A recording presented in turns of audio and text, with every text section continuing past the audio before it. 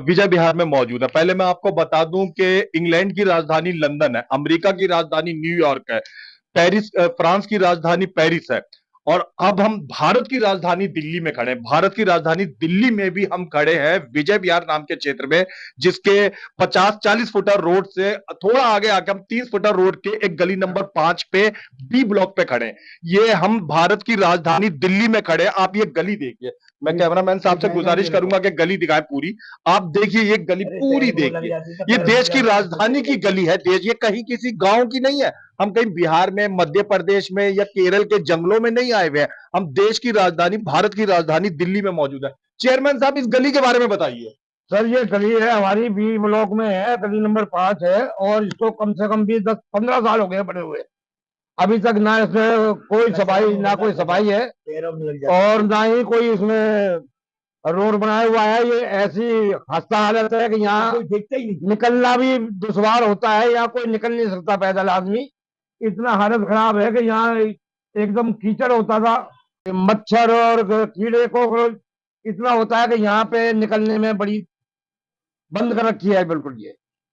अच्छा चेयरमैन साहब, तकरीबन मेरे अपने ख्याल में विजय विहार को बसा हुए 35-40 साल हो गए होंगे। इस गली का आखिरी बार निर्माण कार्य कब हुआ था? कब यहाँ बुलडोजर आया था? कब यहाँ पे बजरी बिछाई गई थी? कब यहाँ पे तारकोल लगाया गया था?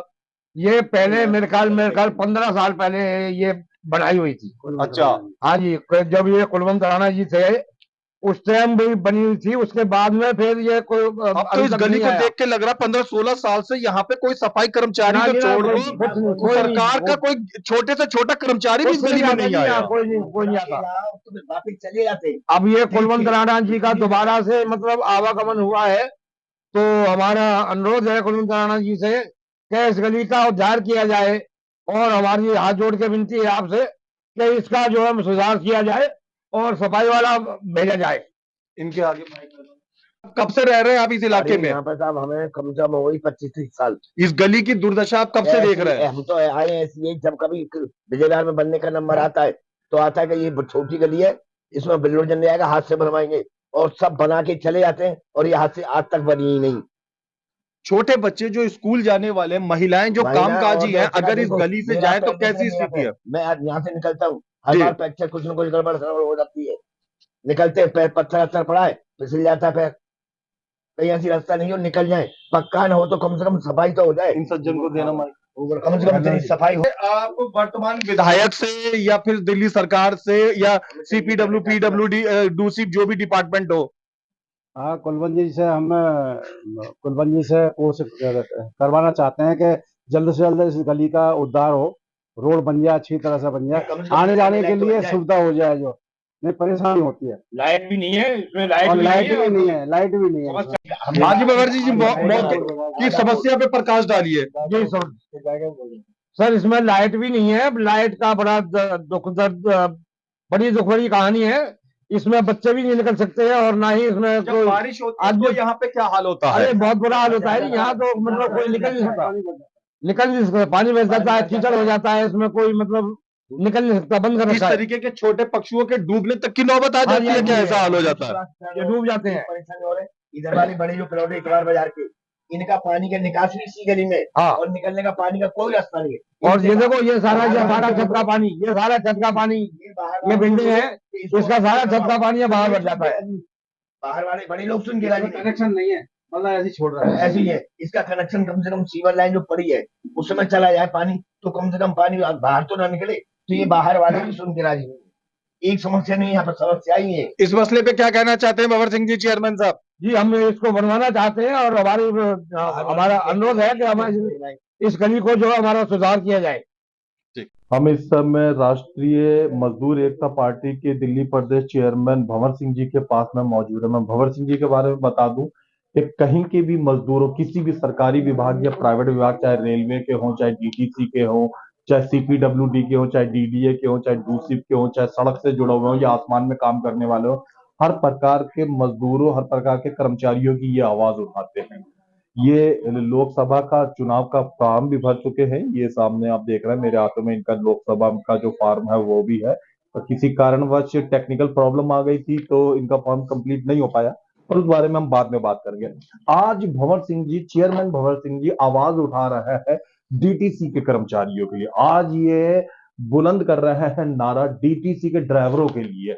1995 में जब डीटीसी बहुत घाटे में चल रही है थी, तो उस दौर में कई सारे मजदूरों के ऊपर प्रेशर डाला गया था अलग अलग संगठनों के द्वारा, अलग अलग विभाग के आसपास। मैं बता दूं, बड़े सीधे साधे लोग होते थे, उनमें से काफी तो काफी कम शिक्षित होते थे। और वो दौर जो है, उस सूचना का इतना बड़ा दौर नहीं था जितना अब आया हुआ। ना इंटरनेट होता था उस जमाने में, अखबार भी ज्यादातर लोगों के पास नहीं होते थे, टीवी अखबार तो फिर भी मिल जाता था कहीं, टीवी सब लोगों के घरों में नहीं होते थे।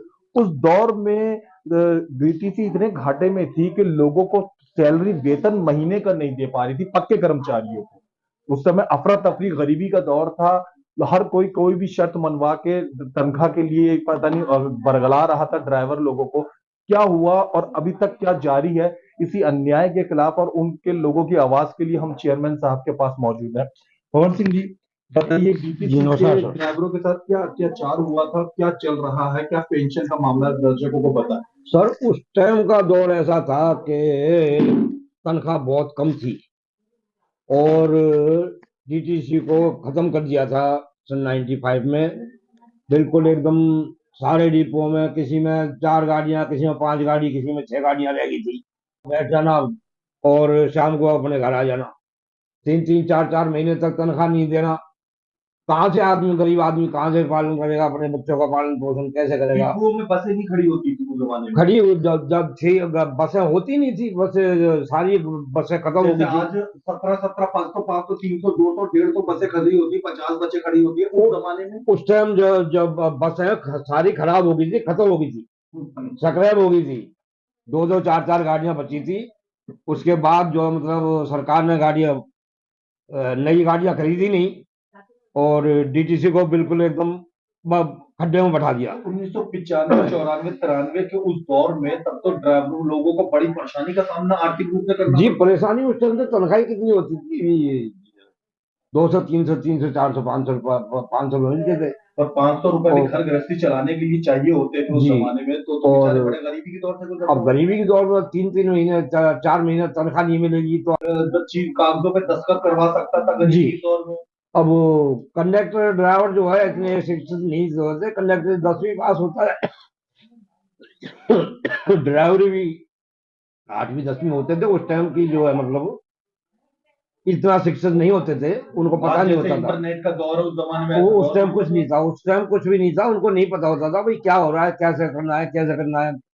अब जैसे अफसर बता देते थे वो वैसे ही अपना, चलो भाई ये करना है, ये करना है, ऐसे करना है, चलो भाई ठीक है। अब इन्होंने जो बरगला दिया कि भाई फार्म भर दो, पेंशन नहीं मिलेगी, पेंशन नहीं मिलेगी, फार्म भर दो, फार्म भर दो। सारे जो हिसाब से फार्म भरवा लिए। अब वो पेंशन उनकी बंद होगी। अब जो उनकी पेंशन बंद होने के कारण जो परेशानी हो रही है, बहुत से लोग तो बेचारे विकलांग हो गए, मर गए, और जिनके रिटायर हो गए, जिनके बच्चे परेशान हैं, उनको 1200 1300 पेंशन मिल रही है। वो कैसे बताओ गुजारा करता। जिसके 2-3 बच्चे हैं वो, और 900 रुपए 1000 रुपए पेंशन मिल रही है, उसका कैसे क्या होगा। नॉर्मल ड्राइवरों को कितनी पेंशन मिल रही है? नॉर्मल जिन्होंने फार्म नहीं भराया उनको तो सही मिल रही है, उनको तो 30-40 हजार रुपए पेंशन मिल रही है, 40 हजार के आसपास मिल रही है। और जिन्होंने फार्म भरवा दिए, जिन्होंने बहका के फार्म भरवा दिए, उन्होंने उनका 1000 1200 1500 2000 इससे ऊपर पेंशन नहीं है। और ऐसे लोगों ने अपनी जिंदगी की 20-20 साल डीटीसी को दिए। अजी 20 साल क्यों, 30 साल में उन्होंने दे दिए। सारी जवानी जो है मतलब डीटीसी में खत्म कर दी। अब कहीं दूसरा आदमी क्या करेगा। और अब जब दूसरी जगह होगा, डीटीसी को उनकी चिंता करनी चाहिए तो उन्हें उपेक्षित छोड़ दिया गया। हाँ जी, बिल्कुल, उनके ऊपर कोई मतलब वो ध्यान नहीं है। और ऐसे कितने लोग होंगे, 100। केजरीवाल साहब के पास भी गए थे, केजरीवाल साहब के पास भी गए थे हम 17 में। देखते हमारे को 20 साल हो गए, अभी तक कोई मतलब सुनाई नहीं है। सुना है मोदी जी ने भी आप लोगों को, मोदी जी ने पिछले साल अगस्त में कहा था कि भाई हमारा आपकी जो पेंशन है वो बढ़ा दी जाएगी, ये 2025 में चौथे महीने से बढ़ा दी जाएगी अप्रैल में। अभी तक उसका भी कोई मतलब जवाब नहीं है। तो उसका जवाब कितने लोग भंवर सिंह जी चेयरमैन साहब परेशान होंगे इस कठिनाई से? इसके मेरे ख्याल कम से भी कम हजारों आदमी है। अच्छा जी, हजारों घर आदमी में है। चूल्हा नहीं जल पा रहा है, जी। पेंशन न होने के कारण जो परेशानियों में बहुत परेशानी है जी उनके घर में, तो जो चूल्हा मकान का का किराया नहीं भर पा रहा है और लोग अपने जरूरी खर्चे पूरे नहीं कर पा रहे। बुजुर्ग हो गए हैं जी, बुजुर्ग हो गए हैं उनके। अब औलाद तो किसी को देती नहीं है को। किसी का अगर एक बच्चा है तो अपने बुजुर्गों का कोई ख्याल नहीं रखती, और उसके बुजुर्ग की पेंशन नहीं है, सारी जवानी तो वहां दे दी। अब उनकी भी पेंशन नहीं है तो बताओ कैसे गुजारा होगा मोदी साहब से, या अपने सीएम गुप्ता, रेखा गुप्ता जी से हमारा कहना है कि वही डीटीसी के कर्मचारियों का ख्याल रखें और इनका जो है वो डाटा निकाल के और इनका ध्यान भंवर रखें। सिंह जी, इस समय आपको प्रशासन से जुड़े हुए लोग देख रहे हैं, अधिकारी लोग देख रहे हैं, डीटीसी से संबंधित जितना भी विभाग के उच्च स्तरीय लोग हैं वो आपको देख रहे हैं, बड़े बड़े राजनेता आपको देख रहे हैं। हमने समस्याओं पे तो बात करी, पर अब हमें समाधान पे बात करना चाहिए। क्या निवेदन करना चाहते हैं आप सरकार से जुड़े हुए अधिकारियों से, सरकार से जुड़े हुए राजनेताओं से, डीटीसी के उन रिटायर 1995 2017 में रिटायर हुए ड्राइवरों को लेकर आप क्या निवेदन करना चाहते हैं? हम ये निवेदन करना चाहते हैं कि जैसे हम परेशान थे अभी तक, और जब से रिटायर भी हो गए, रिटायर होने के बाद में अभी तक हम परेशानी का सामना झेल रहे हैं। और श्री साहिब सिंह वर्मा जी ने इसको डीटीसी को उठाया था। मेरा निवेदन है परवेश वर्मा समस्या का हमारी का हल ढूंढे और इस समस्या का हल निकाल कर हमारे को सतर्क करें, और जितने भी कर्मचारी हैं डीटीसी के, नेहरू प्लेस की पेंशन वाले, इनका समाधान करें और करवाएं माननीय मुख्यमंत्री जी से कह के। का महीना चल रहा है, हिंदू नववर्ष भी चल रहा है, रामनवमी आने वाली है। चेयरमैन भंवर सिंह जी, आप लोगों को क्या कहना चाहते हैं? हम सुनते हैं इस विषय में, क्या कहना चाहेंगे आप नवरात्रि और हिंदू नववर्ष के मौके पे देशवासियों को? मैं सभी देशवासियों को नमस्कार करता हूँ और सभी देशवासियों को मैं नवरात्रि और रामनवमी की हार्दिक शुभकामनाएं पूरे देशवासियों को तहे दिल से देना चाहता हूँ। धन्यवाद।